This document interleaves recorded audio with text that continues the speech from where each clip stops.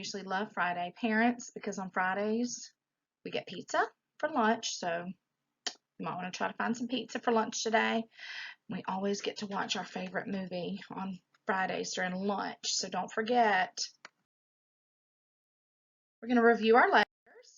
Today I have a poster, and on the poster it has the letter and it has a picture. So we're going to say the letter, and we're going to look at the picture, and we're going to say the sound.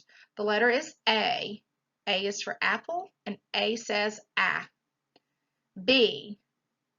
B is for bag, and B says B. C. C is for cake, and C says K. D. D is for duck. D says D. D. E. E is for elephant, and E says eh. F. F is for fish, and it says F. G. G is for grapes, and it says G. G. G. H. H is for hat, and it says I. I is for igloo, and it says I. J. J is for Jack in the Box, and J says J, J, J. I'll have to find one of those because you need to all experience a Jack in the Box. K. K says K, K, K, and it's for kite. L. L is for luggage. Luggage when you go on a trip. M. M is for motorcycle. M says N. N is for nest. It says n. O. O is for orange. It says orange. P. P is for pig. P. Q. We always say Q is for queen, but Q is also for quarter. Q says qu. R. R is for roller skates. R. S. S is for starfish. S says T. T is for tent. T says t. U. U says umbrella. V. V says van. W. W says wheelbarrow. X. X says x, and this is a xylophone. Y. Y says yeah, and this is a yield sign. And then last is Z. Z says zipper. All right, you're going to get your pencil out, and you are going to trace your letters. And as you trace them, I want you to tell your parents what that letter is. The next one is Y. We're going to look at Y today. Y says yeah, yak, a yacht, yarn, yam, yogurt, and yoga. Those are all some words that start with the Y sound. Okay, now you're going to get out this sheet, and we're going to trace the Y with our pencil, the capital and the lowercase. Then you're going to find your green, and we are going to color the Y green.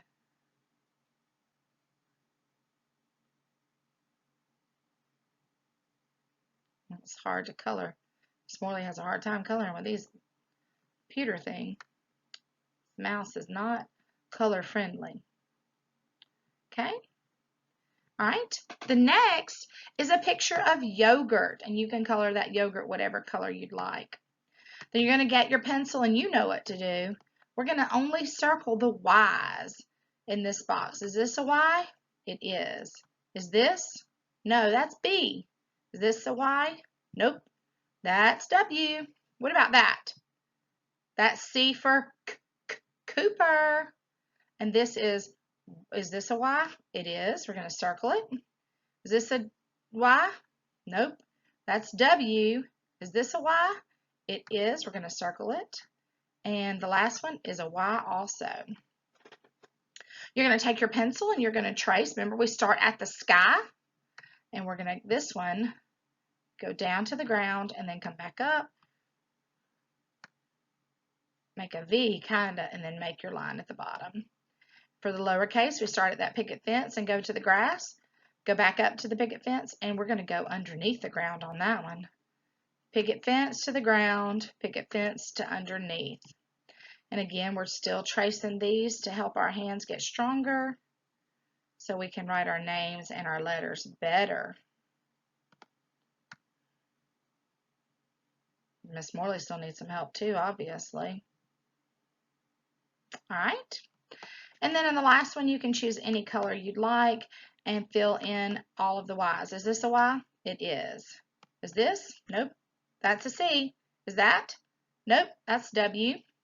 Y. Oh, we're going to color that one. Y again. 2 in a row. B, W, and then Y again. And you did a good job on that sheet today. Okay. We're also going to look at Z. We have finished reviewing the entire alphabet. We are so excited. Next week, we're going to start all over again and spend a week on each letter. This letter is Z. Z says Z, Z, Z for zebra, for zipper, for zucchini, which is a vegetable that we eat. 0, the number, for zigzag lines, and for the zoo. We're going to go back and we're going to review all our shapes so that when we come back from quarantine, we are going to know them all. This is blue, and it's a rectangle. This is a yellow oval.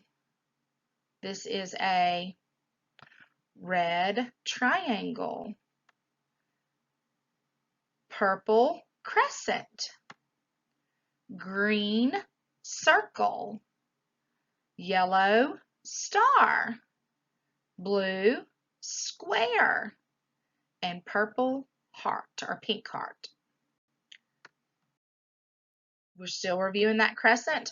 We talked about the crescent this week, and the crescent looks like a moon. And I brought you some more pictures to kind of show you some more things that are shaped like a crescent. A bow, the moon, and a slice of an orange. Let's look at our numbers. We're I'm going to bring my cursor to here, and we are going to count. Ready? 1, 2, 3, 4, 5, 6, 7, 8, 9, 10, 11, 12, 13, 14, 15, 16, 17, 18, 19, 20. All right, now we're going to get our pencils out again, and we are going to, says I can write and trace numbers. Now this one's you're going to have to follow along on this one. I'm going to help you with this one. All right, this is the very first pumpkin. If this is a 2, what comes before 2?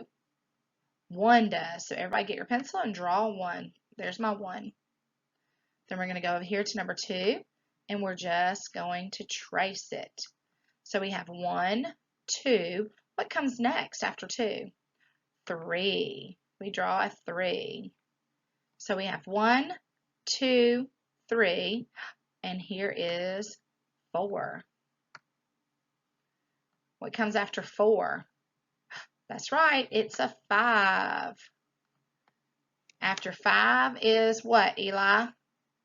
It's a 6. After 6, we have 7. After 7, we have what, Cooper? 8. 8's kind of hard to write. After 8, we have, what number is that, Paisley? It's a 9, that's right. The next one after 9 is what, Katie Mae? 10. We have 10. Guess what? We have 10 fingers. 10, 10, 10. After 10, we have 11. And 11, we just write 2 ones. After 11 is 12. And then after 12 comes 13. And then 14 is a 1 and a 4. 14. And then the last one's 15. We can't see it because the video's there. The next page is we're going to finish up our story about Joseph, and I'm going to read to you from our little Bible book that we use in school. I went and got it today so that we could listen to the story the way that we always do. I just have to find our page where we're at. And I am still looking. I'm getting close. I feel it. I feel it. I feel it. There's Moses. That's next week. Moses. Oh, here we go. I found it. All right. And I'll show you the pictures after I read. Joseph was one of Jacob's 12 sons. Jacob loved him more than all of his other sons, and we talked about that. And here is a picture. Oh, I can't figure this camera out ever. There it is. There's a picture of Joseph and his daddy. Jacob made Joseph a colorful robe, and his brothers were so jealous. They wanted nice robes too, and they wanted to be loved as much as Joseph was loved. One night, Joseph had a dream. He told his family that they were out bundling the grain from the field, and he said, "Your grain bowed down to mine." And you know that did not make them happy. Then Joseph had another dream. He said, "This time the sun and the moon and 11 stars were bowing down to me." His father asked, "Does this mean that our family will bow down to you someday?" The brothers were even more angry, and they took Joseph and they threw him in a well. Look at Joseph. Can't barely see this, but maybe the video you'll be able to see it better.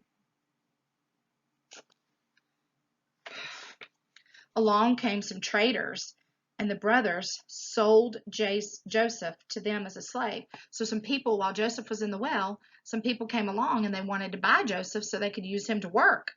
So the brothers said, "This is a great idea. We're going to sell him." They lied to their father and said that Joseph had been killed by a wild animal. But God was with Joseph. He wasn't killed. They told a story. They lied.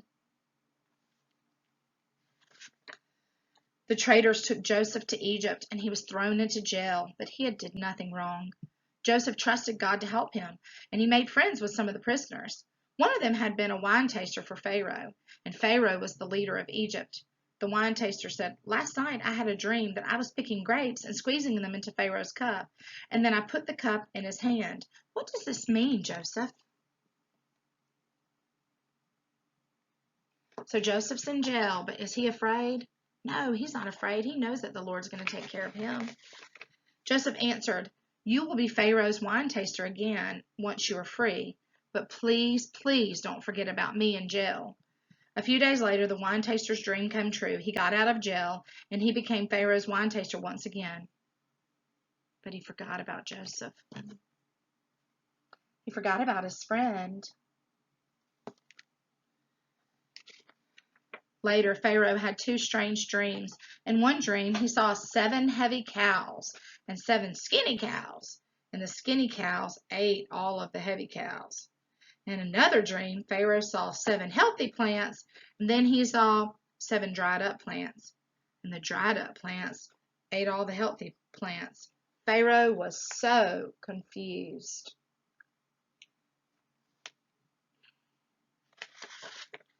Pharaoh's wise men were confused too. Then the wine taster remembered that Joseph could explain the dreams. With God's help, Joseph told Pharaoh what his dream meant. And for the next 7 years, plenty of food will grow. For 7 years after that, not enough food will grow because there will be no rain. Pharaoh said, "Joseph, you are a very wise man. I will make you a ruler over Egypt."